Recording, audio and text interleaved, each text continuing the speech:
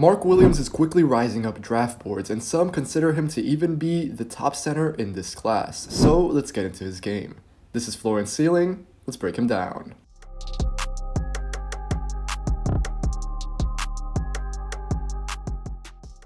In my mock draft, my most recent video which you can now watch, I had the Charlotte Hornets picking Mark Williams at 13. I said that was a bit too high for the Duke center, but I still believe he has considerable upside on both ends of the floor. It starts with Williams being 7'2" with an absolutely ridiculous 9'9" standing reach. At the same time, it might take Williams some time to prosper as a big, and it might always be in a limited role. Like I was saying, Mark Williams has his limitations. That does not mean he cannot be a contributor on offense, absolutely not, but it does mean that expectations with Williams should be tempered and kept into account when thinking about his NBA role. The long story short is that Williams' fit on offense should generally be kept always as simple as possible. It starts in the pick and roll. If you pair Williams with a guard who has playmaking or driving gravity, then the 20-year-old big man can feast at the rim. Williams converted on 78% of his looks at the basket, a monster number considering his volume of shots from there. However, let's also keep in mind that he was assisted on 70% of those makes. So, it's clear, Williams still very much relies on someone to set him up. For similar reasons, the Duke sophomore also translates easily to the NBA playing above the rim.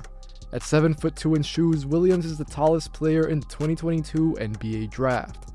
He is also one of the most unique, just from a measurement standpoint. Williams has a 9'9" standing reach, which is just incredible. For comparison, that is longer than Rudy Gobert and Mo Bamba. This means that you can throw a lob up to Williams and he has a huge radius to catch it. The Virginia native is a powerful leaper off of 2 feet who can climb up and finish with a big dunk. He had nearly 100 of them this season. Again, it is the simple things that Williams is going to excel in. For instance, rim running. This is not heralded as a great skill or anything, but I think it's essential for nearly every big in the NBA to have, unless they have a massive standout skill. Nikola Jokic or Joel Embiid might not have to rim run, but other guys like Clint Capella, Nerlens Noel, or JaVale McGee have carved out long NBA careers partly by doing so. Williams is really fluid in the open court, operating with long strides and with his head up. He can jet up and down the floor in transition and then get rewarded for that. With his size and speed, few defenders are either going to be able to keep up with or willing to want to stop Williams. He has a fantastic motor for his age and again, can get easy points on the board for his team this way. Maybe he does not show special flashes in terms of shooting or passing, but he does everything needed to succeed as a role player. Questions exist because of the types of bigs we see coming into the NBA nowadays, but there's still a place for Williams in the league. I'm just not sure that I feel comfortable taking him in the lottery in such a limited offensive role. For the most part, Williams is catching and finishing, but don't get me wrong, this is a skill. We see this pop up in his offensive rebounds when he gets about 3 a game. Despite not having eye-popping numbers, Williams is a good rebounder on both ends of the floor analytically. As we can see, the Duke center times himself really well on both tip dunks and small tap-ins to lead the ball into the hoop. So when Williams is getting easy looks at the basket, that is no worries. Most of the time, he can finish them with his length and pop. Feed him in the dunker spot and Williams will largely convert. But I will say, he still lacks craft and counters. If you meet Williams with length at the rim or make him finish in traffic, he can still struggle. Now, I do not think this is going to be a huge problem. Functionally, Williams should be fine in the NBA mostly because of what his role will be.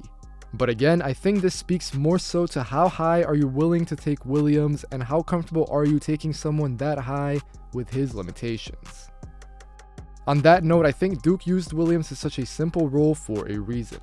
It did not happen too often, but when the Blue Devils big tried to create his own offense, I did not like the look of it too much. Sometimes Williams can lack decisiveness and stop his offense, even if for a second. Other times, Williams is just not entirely sure yet how to use his frame or his length that well when creating for himself. I will say though, I like the idea of Williams having a high release point with that huge length of his on something like a jump hook. So even though I think he's either not that consistent or just did not shoot a high volume of these this year, Williams has shown enough. I think it's only a matter of years before Williams has this in his arsenal, preferably with both hands. But again, it depends on what flavor an NBA team likes.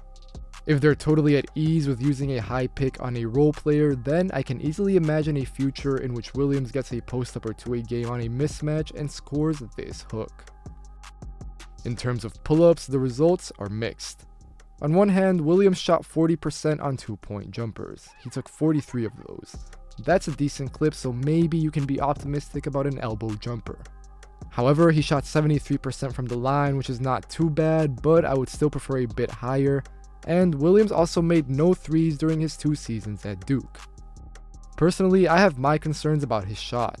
It is a little flat, really needs space and time, and Williams must absolutely have his feet set. If anything, it still seems years away. As for passing and general ball skill, the truth of the situation is that Williams is also very limited in this regard. Evidently, he is behind Chet Holmgren, but I trust Jalen Duren much more as a passer and shooter long term, even if him and Williams are comparable athletes. Even if you look at someone like Walker Kessler, I trust his flashes of ball skill more. As a sophomore, Williams had 1 more turnover than assist. He lacks security with the ball like we saw in handoffs, and generally speaking, just does not have the court vision to make most reads. I don't think Williams will ever be dangerous in the post enough to command attention, so making these short roll types of reads will be more important. However, his processing time here is still slow, and there haven't been too many flashes, so this might be too idealistic. On defense, let's start with Williams' rim protection. The Duke big averaged 3 blocks per game, so he is clearly an elite rim protector, at least at the college level. But I wonder how much of that translates to the NBA, where the needs are totally different on defense. Still, I do buy Williams' rim protection to a certain extent. Clearly, his measurements at 7'2" with a 7'9" wingspan come into play, but he times himself well, is active on the help side, and can make a difference at the basket. Put simply, it is tough to finish around a man that large. Even if Williams can be a step or two behind at times, he has more room for recovery than just about anyone. Down the line, I think there are benefits, at least in the regular season, to playing a defensive scheme where you run 3-point shooters off a perimeter and corral them into Williams. Another note here is that Williams also does that thing similar to Chet Holmgren. He is not the widest center despite being stronger than Chet, but Williams can take post-ups and then use his length to reject guys who can maybe move him around. An important thing to consider about Williams is that his 3 blocks per game might be selling him short. I like that he alters plays even when he does not get the number per se. Like I said, finishing above or over him is a really tall task, especially in college basketball. I think guards in the NBA will be better at drawing more advantages versus Williams, but with the right development in the right context, Williams is, I think, long and skilled enough to be able to switch from time to time. Williams can move his feet, and even though he is not the fastest flipping his hips, I think his length offsets that to a certain degree. The Duke big is able to keep up with straight line drives on switches if that's all he has to do, but you don't want it to get too much tougher. As I said in my mock draft, Williams should not switch all the time, but I don't think the results are awful if he has to do it once in a while.